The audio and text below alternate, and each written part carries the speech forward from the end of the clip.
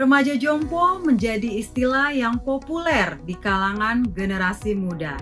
Istilah ini menjamur baik di media sosial sampai di dunia nyata. Masih muda, tetapi badan sudah seperti orang tua.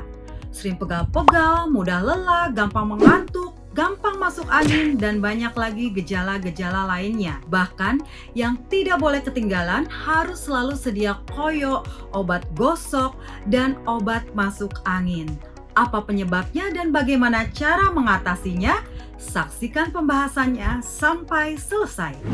Ya, dokter, kalau jomplo tuh sih menurut KBBI ya, itu artinya tua sekali, udah lemah fisiknya, tua renta gitu, uzur gitu ya. Nah, bener dok, kenapa ya kok remaja yang masih muda usianya itu bisa lemah gitu ya, bisa lemah banget, makanya mereka bikin istilah remaja jompo. Jadi istilah ini jadinya rame tuh di media sosial, bahkan sampai di dunia nyata. Gimana dok? Iya, silakan dok. Ya, jadi kan memang yang namanya remaja jompo itu adalah mereka yang berusia muda tapi mempunyai karakteristik mudah lelah gitu ya, kayak udah pegal-pegal, aktivitas merasa tidak mampu untuk melakukan aktivitas sepanjang hari dengan penuh semangat, padahal mereka masih muda gitu ya. Mestinya kalau muda itu ini ya Bu Erni ya, aktivitasnya mau dari pagi sampai energik dok. Mau disuruh dari pagi sampai malam nggak berhenti itu tetap fit gitu ya. Nah, sekarang ini mungkin karena perubahan lifestyle, kemudian perubahan namanya gaya hidup, makanan, itu semua pengaruh terhadap yang namanya kondisi fisik kita gitu. Ini ya Bu Erni ya, sekarang kalau saya temui sebetulnya ya di rumah sakit itu banyak loh fenomena remaja jompo. Nah, menarik juga ya. Jadi masih muda, obesitas, ya, keluhannya ngos-ngosan, terus kena diabetes, terus kena darah tinggi, walaupun usianya masih 17 tahun. Iya. Oke, betul, menarik banget dok. Nah, tadi dokter sempat bilang juga salah satu penyebabnya bisa gaya hidup yang tidak sehat. Ya. Nah, dok, gimana nih dok, kondisi sekarang sama kondisi zaman dulu tuh kan pastinya berbeda. Ya. Sekarang itu ada pengaruh makanan, terpapar GMO, semuanya rekayasa genetik, dikasih hormon supaya cepet tuh matengnya, gedenya, dikasih antibiotik, pestisida, pewarna, pengawet, dan lain sebagainya. Gimana dok? Kasihan dong generasi-generasi yang sekarang ini. Gimana cara menghindari atau mengatasinya nih dok? Ya, jadi kalau gaya hidup sekarang itu ya memang luar biasa ya Bu Erni ya. Jadi kita pesen makanan kalau malam gitu lapar ditahan ya, nggak ada makanan, apalagi kalau nggak bisa masak. Kalau sekarang tuh ada di tangan, tinggal pencet pakai aplikasi, semua makanan datang. Nah ya betul yang dikatakan Bu Erni ya, jadi sekarang tuh lifestyle betul-betul berubah. Apa yang kita makan itu sebetulnya harus mulai kita perhatikan. Karena apa? Karena semua yang masuk itu bisa mempengaruhi yang namanya sel dan gen kita, itu bisa mengalami perubahan. Nah, akhirnya terjadi perubahan daripada sel-sel. Harusnya sel kita tuh masih muda gitu ya, tapi bisa menua. Bahkan kalau misalnya kita stres itu dikatakan bisa yang namanya mempengaruhi telomer kita. Jadi kita tuh bisa usia lifespan kita pun itu bisa lebih pendek.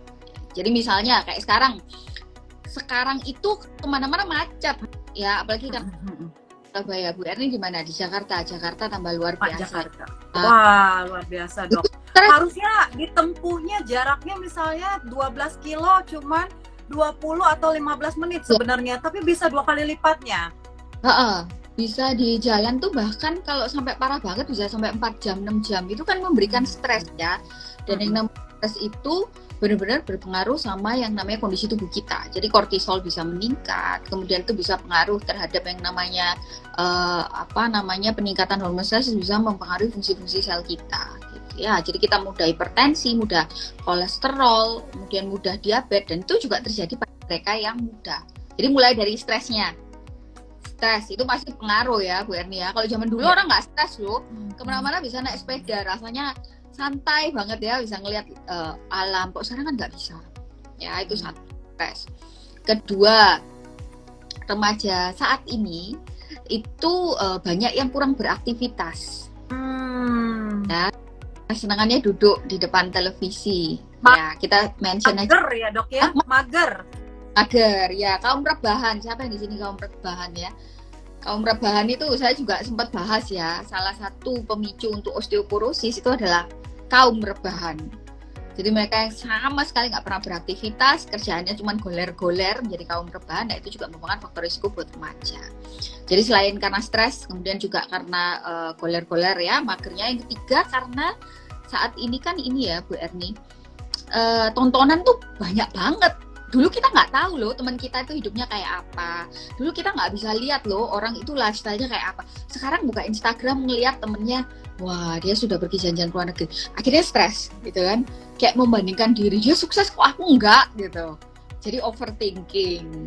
Pengaruh juga sama yang namanya kondisi kita. Kita tambah depresi, tambah mager, tambah nggak pernah keluar gitu kan. Jadi banyak sih faktornya ya zaman sekarang ya. Gitu. Oke.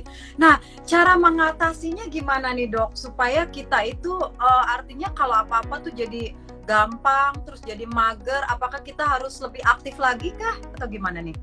Ya, tips dan triknya. Ini mungkin banyak yang remaja ya, gitu ya.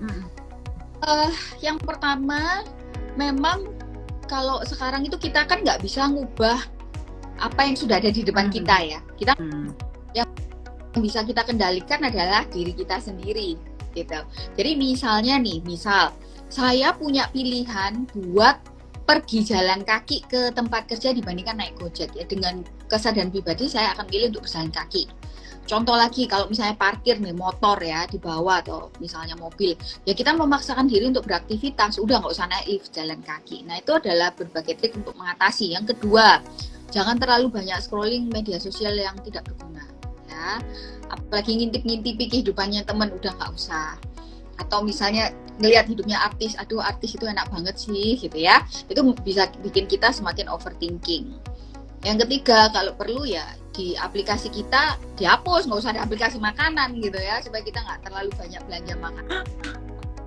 Berolahraga. Nah olahraganya ini harus yang mulai di-push ya, paling tidak 1 minggu 2 sampai 3 kali itu harus mulai kita paksakan. Oke. Nah dok, tadi terkait gaya hidup yang makanan-makanan ini, terkait makanan-makanan yang terjadi perubahan, misalnya dari buah gitu yang zaman dulu kayaknya alpukat tuh nggak ada yang sampai besar-besar jumbo gitu, pasti kan tuh udah dirubah gitu ya, dibuat sesuatu tuh nggak alami. Gimana dok? Apakah kita harus dapetin gizinya gitu loh? Apa harus nanam sendiri juga bibitnya udah nggak ada lagi bibit zaman dulu yang masih ori gitu. Nah untuk mendapatkan makanan-makanan seperti yang zaman-zaman dahulu bisa kita dapatkan gimana tuh dok? Sebetulnya kalau sekarang tuh ada teknologi untuk makanan yang sehat organik, tapi otomatis harganya lebih mahal ya. Salah satu solusinya bisa dengan cara menanam sendiri, atau kalau misalnya enggak ya kita bisa dengan cara preference makanan Bu Erni. Jadi lebih kita bisa memilih makanan yang tidak terlalu banyak diolah. Mungkin kalau kita mau mengakali dengan aku mau makanan yang tidak ada pestisida, aku mau makanan yang tidak ada disuntik-suntik, kayaknya sekarang kok sulit banget ya. Sulit banget kecuali kita menanam sendiri, kita punya kebun gitu. Nah, solusinya yang pertama organik, yang kedua atau kalau memang ternyata tidak memungkinkan ya udah kita pilih aja makanan yang tidak terlalu banyak diolah. Terlalu tidak banyak diolah tuh maksudnya gimana sih teman-teman? Jadi kayak misalnya nih buat para remaja-remaja di sini ya, contohnya saya punya pilihan untuk makan alpukat mentah ya, nggak dikasih susu, nggak dikasih coklat. Atau saya punya pilihan untuk makan alpukat dikasih susu, dikasih coklat, dikasih keju, dikasih apalagi ya biasanya ya, gula ya, dikasih susu kental manis atau apa. Itu kan pilihan. Yang pertama tentunya pasti sehat, yang kedua tuh pastinya menimbulkan banyak efek di dalam tubuh kita. Nah, yang saya perhatikan remaja sekarang itu tidak terlalu paham. Mereka mikirnya gini ya, apapun yang aku makan itu sebetulnya nggak apa-apa, sama aja. Kamu sudah makan? Sudah, aku makan ciki gitu ya. Padahal itu tidak ada kalorinya, tidak ada nutrisinya. Dan itu membawa segala macam bahan pengawet. Mereka tidak paham bahwa cara pengolahan makanan itu berpengaruh loh sama nutrisi yang masuk ke dalam tubuh kita. Maksudnya gimana dok?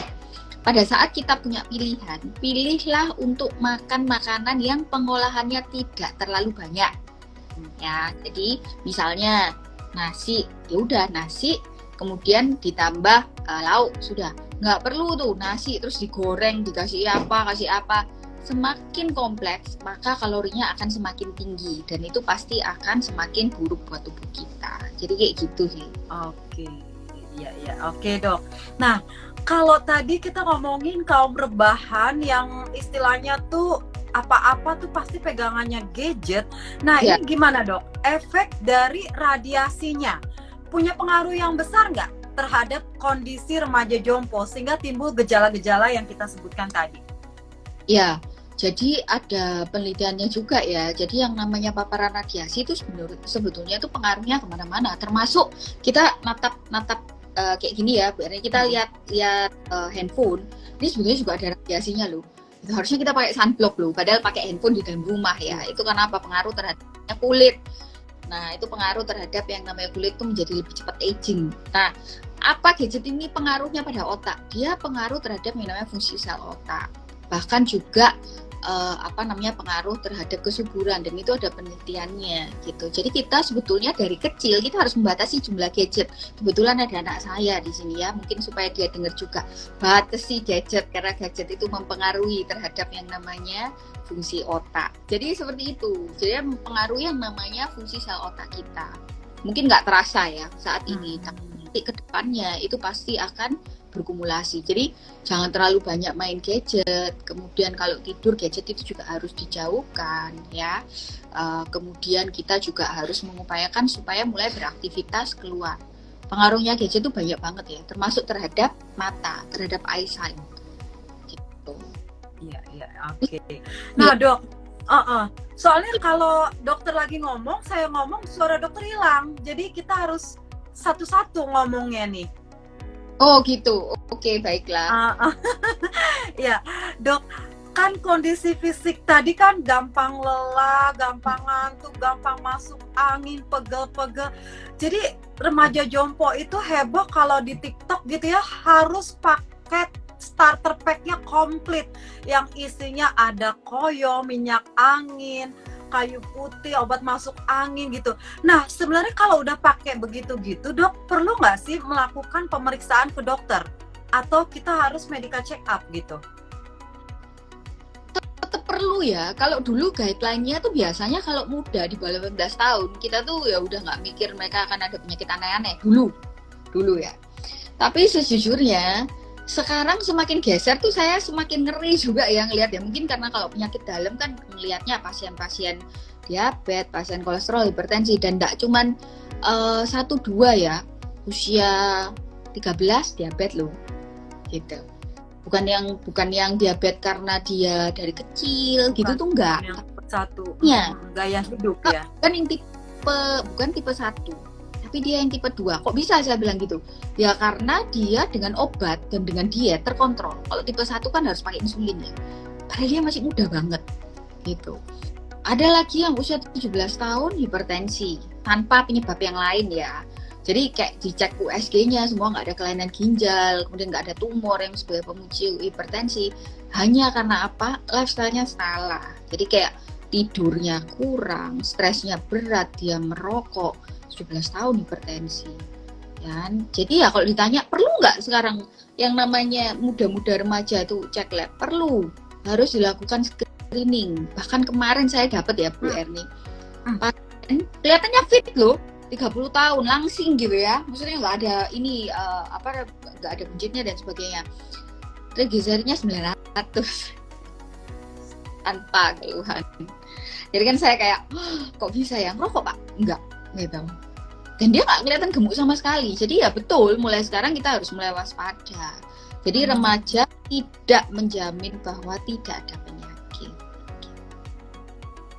Oke, jadi harus ya melakukan deteksi dini lah, pemeriksaan medical check up itu penting banget ya dok ya. Jangan sampai tiba-tiba datang ke dokter harus udah dirujuk ke spesialis penyakit dalam, penyakitnya udah termasuk kategori penyakit degeneratif, kolesterol, hipertensi, apalagi tadi diabetes ya. Aduh ngeri banget ya dok ya. Perlemakan hati, batu empedu, nggak ada muda-muda. Yang lemaknya tertutup livernya tertutup lemak banyak banget. Jadi itu kayak, aduh, anak-anak remaja zaman sekarang ini kenapa gitu. Termasuk anak saya tuh saya juga waspada ya. Jadi saya biasanya mulai nyap-nyap kalau dia malam makan di atas jam 7 tuh pasti tak omeli gitu. Oke, Dok. Nah, ini umur juga kan mempengaruhi kondisi daya ingat. Biasanya kalau orang yang namanya muda lupa, kita bilang kalau gampang lupa, kayak orang tua gitu kan, orang tua yang suka lupa. Tapi ini umur 20-an udah sering lupa. Ya. Kadang kalau dipanggil, nah ini suka nggak denger, nggak fokus gitu loh.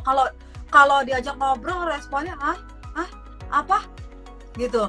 Maksudnya gimana? Nah, apa Dok sebenarnya penyebabnya nih? Pengaruh tadi gadget juga ternyata mempengaruhi ke otak juga ya Dok ya. Nah selain gadget apakah ada penyebab lainnya sehingga si remaja jompo ini jadi sering gagal fokus gitu, susah fokus juga?